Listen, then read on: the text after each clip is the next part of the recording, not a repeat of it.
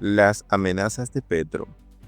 Este es un importante editorial en la mañana del martes 18 de marzo de 2025 por el diario El Colombiano. Y después de este editorial vamos a seguir con la silla vacía y aparecen fotos de su puesto protegido de Papá Pitufo con el presidente Gustavo Petro. No se vayan, esto es MG Noticias.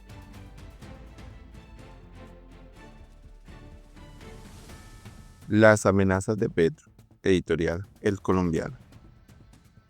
Cuando un presidente de la República amenaza con utilizar la violencia contra 8 congresistas que han decidido ejercer su derecho a votar de acuerdo con sus convicciones, algo que ha quedado de manera irreparable en ese Estado de Derecho. Eso ocurrió en Colombia, y el país todo debería condenar la manera como el presidente Gustavo Petro y las bodegas del gobierno se han dedicado a intimidar con el uso de la fuerza senadores de la Comisión Séptima que firmaron la ponencia de archivo de la reforma laboral. Una vez se conoció la noticia, Petro se desató en amenazas, ataques y hasta ordenó convocar a una consulta popular, sin examinar siquiera si era conveniente o si le sirve para sus deseos o no.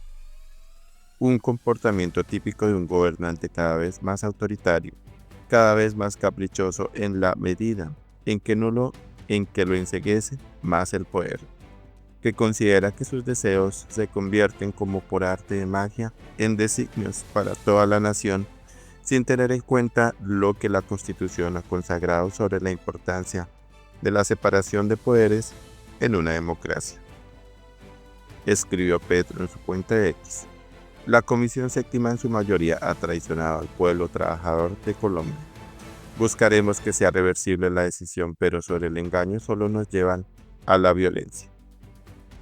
¿Cómo así que un presidente de la República amenaza con violencia al Congreso? ¿Cómo así que los congresistas no pueden votar en su saber y entender la opción que consideren? ¿Se siente acaso el presidente tan poderoso como para intimidar de esa manera a otros también representantes del pueblo? Porque además no solo la frase del presidente Gustavo Petro, sino que de inmediato ese aparato de propaganda que ha creado su gobierno con bodegas en redes sociales se activaron contra los congresistas. Estás identificado, pedazo de rata. Nos vemos en la calle. Pronto una corona. El pueblo trabajador colombiano no olvidará eso. Pusieron, por ejemplo, en la cuenta del senador Honorio Enríquez. La senadora Nadia Blair, presidenta de la Comisión Séptima, denunció que llevan una semana siendo víctimas de hostigamientos y amenazas. No solo ellos, sino sus familias. La senadora Berenice Bedoya, del partido Así, según versiones del Congreso, incluso terminó hospitalizada por el grado de intimidación al que la tenían sometida. Y eso no es poco decir si tenemos en cuenta que Bedoya ha superado retos difíciles de salud, como fue un tumor en el cerebro que amenazó con dejarla inmóvil. Los médicos le dieron un 1% de posibilidades de quedar bien. Y ella, una campesina antioqueña, dijo: yo me pego de ese 1%. Y la vida le ayudó a hacer el milagro. Su historia es un ejemplo de superación en muchos sentidos.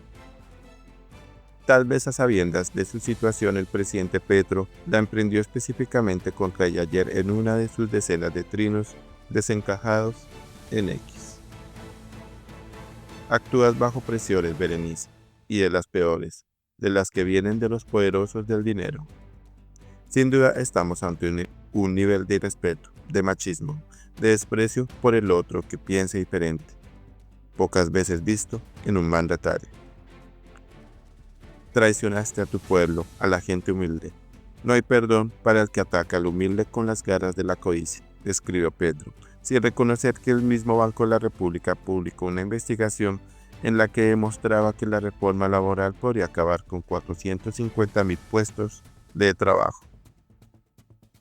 Si alguien se pusiera en esa misma actitud pendenciera del mandatario, le podría preguntar: ¿acaso, presidente, usted está defendiendo apenas a una minoría que tiene empleo formal y está cerrándole oportunidades a la mayoría que no tiene ese empleo formal?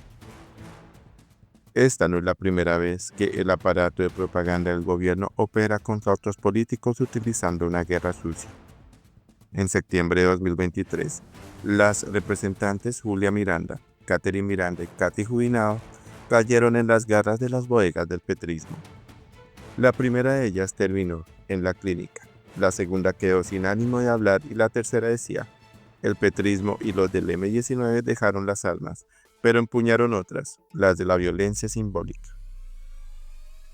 Y también les pasó a los magistrados de la Corte Suprema cuando estaban demorando en nombrar a la fiscal, a quienes, como el país lo recuerda, después de intentar desprestigiarlos en redes sociales, los acorralaron con consignas violentas en el Palacio de Justicia. Lo que está haciendo el presidente Gustavo Petro tiene cierto parecido con métodos que han utilizado los peores dictadores. En últimas, no hay mucha distancia entre las tácticas de manipulación, acoso y desinformación de las bodegas digitales del petrismo y las camisas pardas que actuaban como una fuerza de choque para intimidar y amenazar a los adversarios del nazismo. Si bien en esa época se llegaba a la eliminación de los opositores, ahora se busca una aniquilación simbólica. El Congreso no puede legislar bajo coacción ni con el miedo como telón de fondo. La esencia de la democracia es la confrontación de ideas, la posibilidad de disentir sin que ello implique un riesgo para la integridad personal. Las amenazas a congresistas no pueden normalizarse ni minimizarse. Petro, que tanto ha hablado de cambiar la política tradicional, no puede imponer la ley del miedo. Si realmente busca transformar el país, el primer paso es garantizar un debate libre de presiones indebidas, donde el poder no se ejerce a través del amedrentamiento, sino del respeto a las diferencias. Ojalá la Comisión Interamericana de Derechos Humanos y la Comisión de Derechos Humanos de la Unión Europea y en general todas las organizaciones que defienden la libertad tomen atenta nota de estos estropicios. Sí, ojalá pase eso. Este es el editorial del Colombiano del día martes 18 de marzo de 2025 y vamos a terminar con una corta nota de la silla vacía sobre: aparecen fotos de supuesto protegido de Papá Pitufo con Petro. Su nombre es Freddy Camilo Gómez, un joven abogado que ocupó un alto cargo en la alcaldía de Bogotá de Gustavo Petro, 2011 a 2015, y que está señalado de ser quien supuestamente ayudó a escapar a Diego Marín, alias Papá Pitufo, al país. En las fotos publicadas por Caracol Radio, Gómez aparece junto al presidente y su esposa Verónica Alcocer en una marcha y en una rueda de prensa. En la alcaldía, Gómez era director del Instituto para la Economía Social, IPES.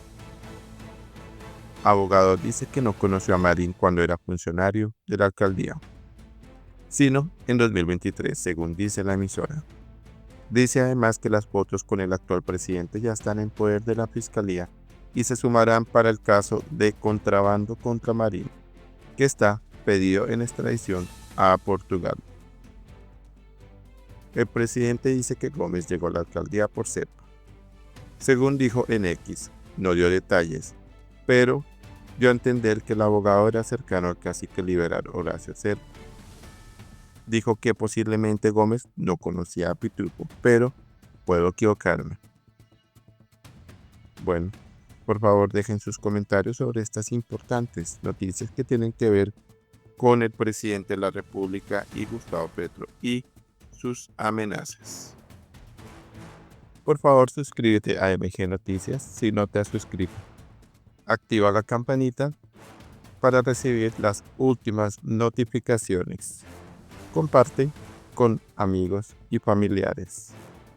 Sus colaboraciones son muy importantes para seguir con nuestro proyecto, así que si quieres ayudarnos, lo puedes hacer por medio de un super thanks. Dale like si te gustó el contenido de este video. Muchas gracias.